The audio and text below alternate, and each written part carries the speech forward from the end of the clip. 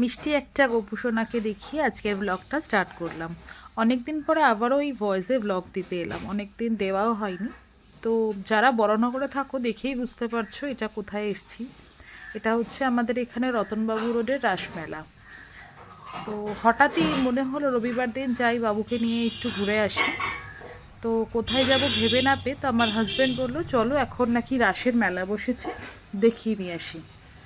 তো যাই বলা তাই কাজ, চলে গেলাম তিনজনে মিলে রাসের মেলা দেখতে। আমার অনেক দিন পরেই রাসের মেলায় আবার আসা। আগে যখন ছোট ছিলাম বাবা ঠিক হাত ধরে এইভাবেই নিয়ে আসতো, নিয়ে এসে এই যে এখানে যে মূর্তিগুলো আছে সেগুলো দেখে দেখে বোঝাতো যে এটা ওরকম সেটা সেরকম।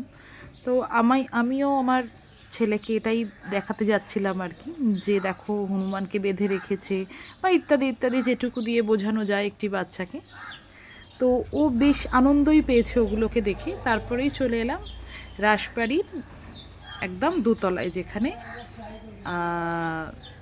যেখানে রাধা গোবিন্দর মূর্তি খুব সুন্দরভাবে সাজানো।